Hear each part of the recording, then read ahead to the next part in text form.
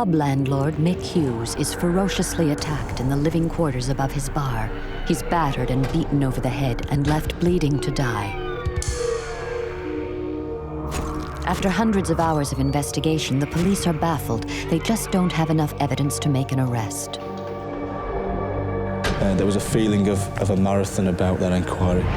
Local psychic Angela McGee visits the scene of the crime. I could see a vision of Mick's body lying under the window. Actually could see his injuries. Her spirit allies show her the terrible truth. I got this awful shudder through me. And I realised then that I was actually looking at the culprit. Can Angela's supernatural visions help bring the brutal killer to justice?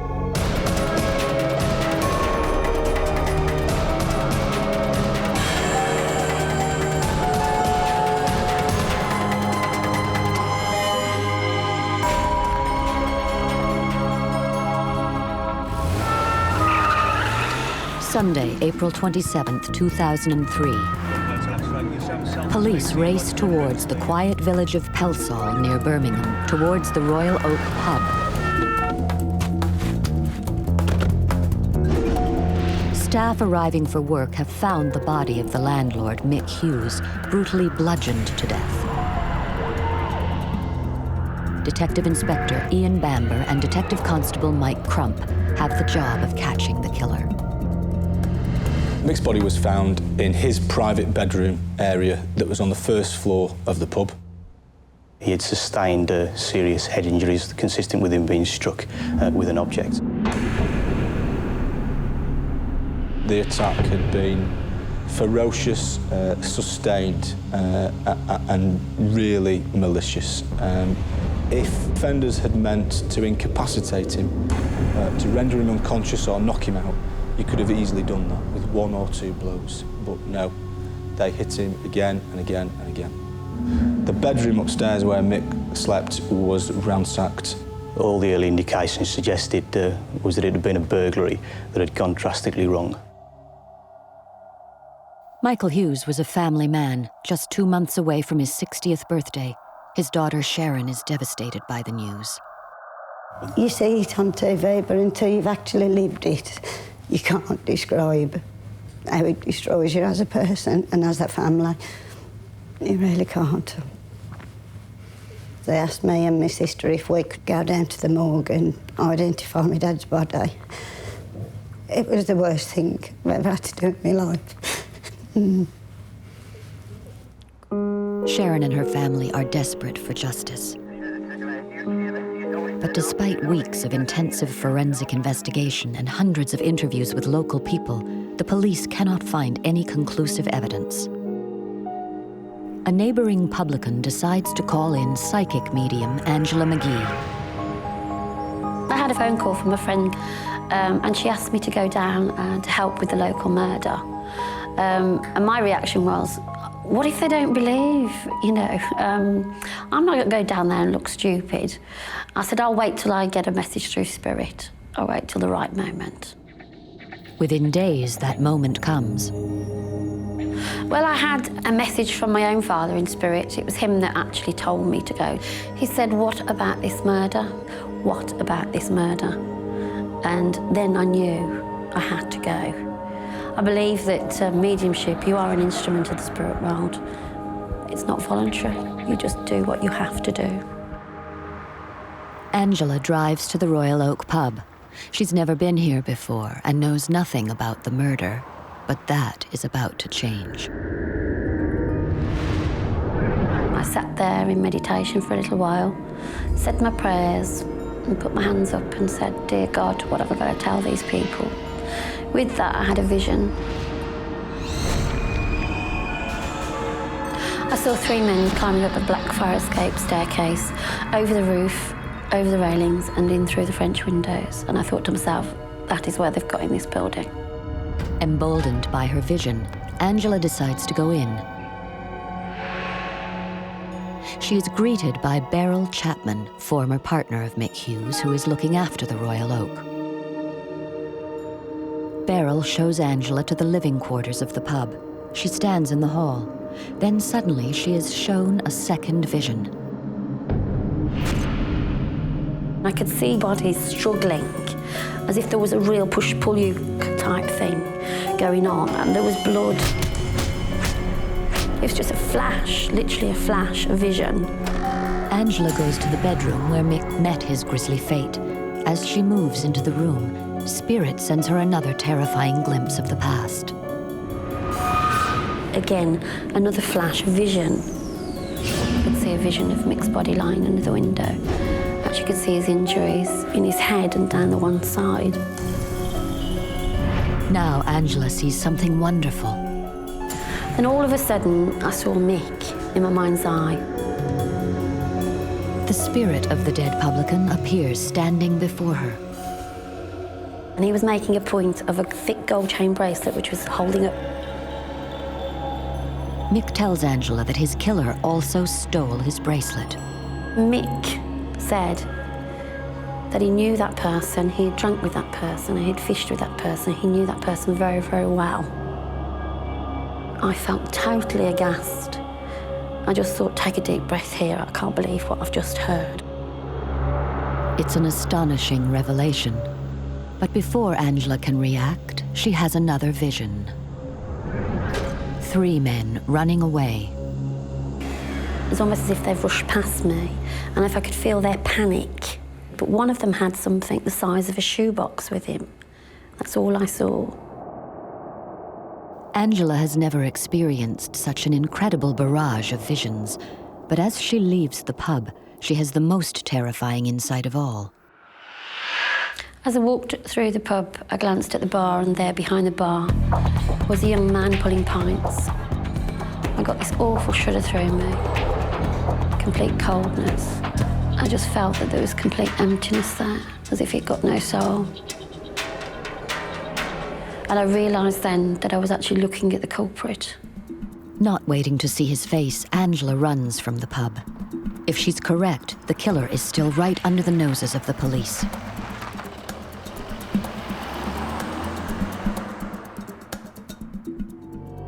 Landlord Mick Hughes has been brutally murdered above his pub, the Royal Oak, by person or persons unknown. Psychic Angela McGee has visited the scene of the crime. Her spirit allies sent her an astonishing series of visions containing clues about the murder. I saw the vision of 3 men going up to the back fire escape staircase. I then saw Mick's body. I saw Mick himself. I saw 3 men leaving with something the size of a shoebox. I glanced at the bar, and I realised then that I was actually looking at the culprit. Despite months of painstaking investigation, the police still don't have enough solid evidence to make an arrest. And when There was a feeling of a marathon about that inquiry. there was a great deal of information coming in that was being looked at, but little that was helping us to get to the bottom of what had actually happened. The police are running out of options when fate leads them to Angela. In the course of my inquiries, I met a woman who had met Angela McGee at one of her psychic meetings. This woman stated that Angela had discussed the murder with her. We decided that whilst the evidential opportunities might be limited, it would really be foolhardy and a bit ignorant not to at least go and speak to Angela. Mike Crump and a colleague go to Angela's house to interview her. She invited us in. She made us a cup of tea, and we spoke to Angela about what she knew. Angela tells the police about her vision on the fire escape and of the body in the bedroom.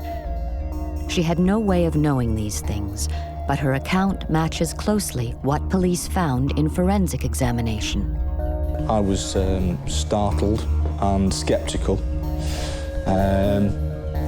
equally curious and intrigued. Now she really begins to surprise the police. She claimed that 3 men had been involved in the murder and that one of those men had known Michael Hughes.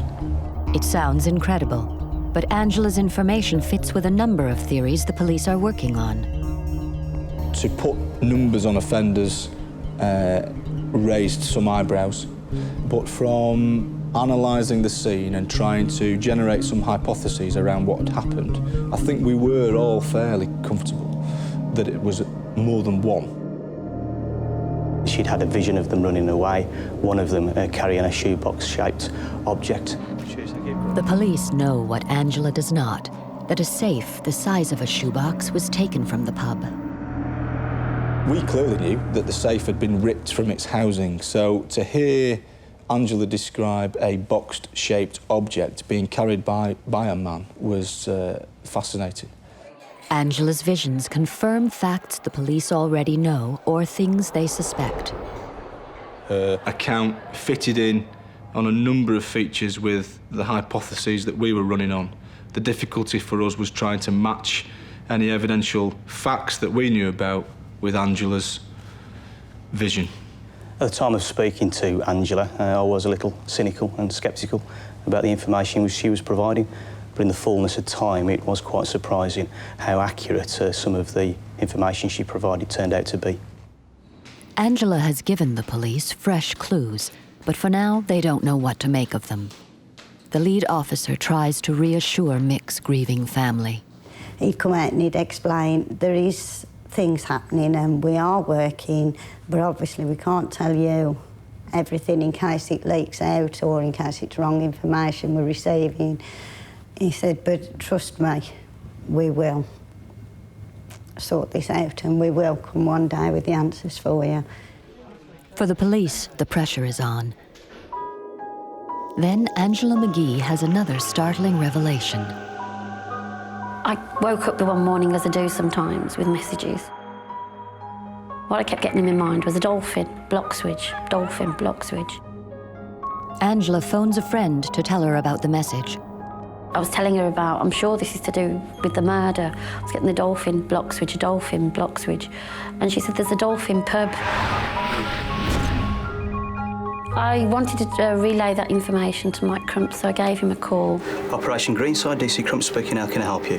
And I told him about the dolphin and block switch and that something would happen in 3 days. All of a sudden, I get a name. Yeah, OK, let me just get a pad and I'll just write it down. I felt it was more like a nickname of either Daz or Gaz.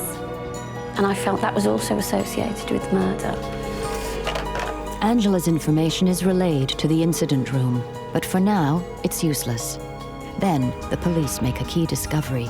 They find the missing safe in a canal. This is the canal at Slacky Lane, from where we recovered the safe that was from the Royal Oak pub. It was a breakthrough. It is important that we recover physical evidence, such as the safe. Suddenly, Angela's message about the dolphin becomes clear. And the Dolphin Public House is situated just at the top of the road, about 150 yards away from the spot where I'm standing now. There is no earthly way that Angela could have known this. At the time that Angela spoke to us about the Dolphin Public House, there was no obvious connection between that pub and our investigation. It hadn't featured at all. At the very least, it was interesting. Police are left wondering about Angela's message of the nickname. The difficulty for us, where do you put Angela? What do you do with what Angela can tell you? And the problem is that you can't use it, can you? You can't ask Angela to step into a Crown Court witness box and on oath say, I'm a medium and I know what happened. It's completely inadmissible. To convict, they still need more concrete evidence. Then, exactly 6 months after the murder, the Royal Oak pub is burgled again. This time, police get the lead they've been waiting for. Bizarrely, on the exact 6-month anniversary of Mick's death at the pub was broken into again in very chillingly similar circumstances. This time, eyewitnesses recognize the thief. Part-time bartender Gavin Chapman, son of Beryl Chapman, Mick Hughes' partner at the Royal Oak. Gavin Chapman had a severe drug problem. We believed he was addicted to heroin and possibly crack cocaine. Michael Hughes was always quite suspicious that Gavin was taking money from him in various forms in order to fund his drug addiction. The police had always suspected Gavin Chapman might be involved in the murder, but he has an alibi with two other men, Stephen Lockley and Lee Worgan. We had evidence that cast doubt on their movements in terms of the accounts that they had given. But as far as convicting them for a murder was concerned, we had very little. Now the police take a gamble. They bring all three men in for questioning. One by one, the men are interrogated and their stories scrutinized. In the initial stages, they stuck by their witness statements. I think they thought that if they maintained their original pack of lies, that they would walk. I'm sure that they were that blasé and confident that they thought that they could just bluff it out. Relatively quickly into the interview process, one of them changed the story. And they began to point the finger at each other. The men confess to burgling the Royal Oak on the night of the murder. They accuse each other of being the killer. Police decide to charge them all with murder as a joint enterprise. It's a bold strategy. There was a concern that was at the back of my mind that around that joint enterprise argument, the jury wouldn't be able to clearly identify in their own minds who it was that struck the fatal blows. We felt that we had a very good and a very strong case, but you are in the hands of the jury. You're hopeful, but you've always just, you're crossing two fingers and hoping for the best. The trial is set for October 2004 in Birmingham, with three men charged, at least one of whom knew Mick and worked behind the bar. Everything that Angela told the police seems to be coming true. Gavin Chapman, Lee Worgan and Stephen Lockley are set to be tried for Mick Hughes' murder.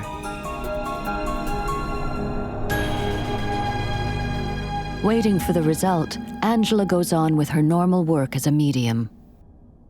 It was a few months later, after I had my visit to the Royal Oak, that I had a phone call. Carol Hall has lost her mother and wants a medium to contact her in spirit. I had no previous knowledge of Angela before this phone number was handed to me. In fact, she was one of about 4 numbers that were handed to me. And the reason I picked Angela was because she was the one more local, because I didn't know if there was a radius to how far they'd travel. And the address was pretty local, so I thought I'd go for Angela. Angela visits Carol one evening at her home. Angela sat in the bedroom and I sat on the chair, more or less opposite to her. The spirit of a mother came through, and I felt that her mother's energy was all around the bedroom where we were. And then I told Carol that her mother was with her son in spirit. Got to talking about it, and then they just said, which was the devastating bit, who's Michael? And that was when I just went to pieces, and I says, that was my brother. And she said, your mum's telling me she called him Michael, everybody else called him Mick, which was spot on. Then all of a sudden, I had a flash of the Royal Oak and a flash of Mick in my mind. And I said, it's Mick from the Royal Oak murder. The look on Angela's face, it couldn't be captured on tape when she suddenly realised who she was talking about. She said, he keeps telling me, I've been there, and he says, can I ask, is it the pub in Pelsall? And I says, yeah. It's an amazing revelation. Angela didn't know it, but Carol Hall is Mick Hughes' sister. Mick's spirit has sought her out again. I could hear Mick say that he would see justice, and he would see justice 3 times. All I heard was justice, justice, justice. And then I says to Carol, I can see the family with their hands up in the air in triumph. And he also said something about Stafford and time, which I had to relay, which didn't make sense to me at the time. With the trial hanging in the balance, Angela's message gives comfort to Carol. With my brother coming through via Angela and saying that justice will be done, she was so right with Mum. I wanted this to be so right as well.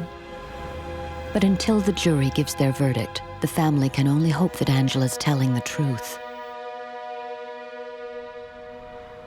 Just days before the trial is due to start in Birmingham, part of Mick's message becomes clear. Another case has overrun. The trial is moved to Stafford Crown Court.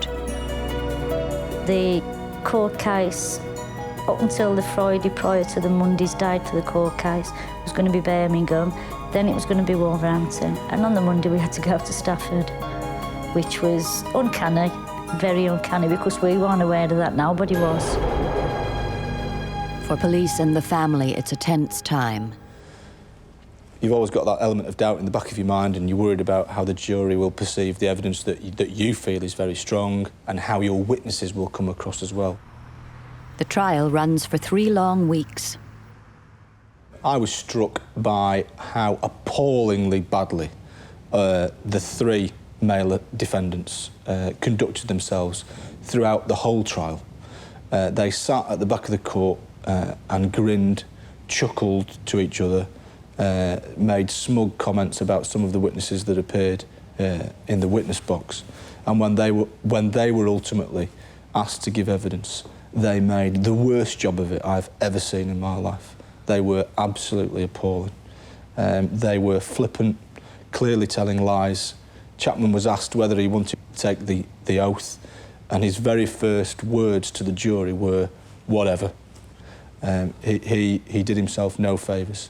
To hear people read it out as to the horrific injuries and how they occurred and how many times they hit my dad, that was really hard. And at one stage my mum and my 2 brothers had to leave because they couldn't cope. Because to everybody else it's a story, to us it was our dad.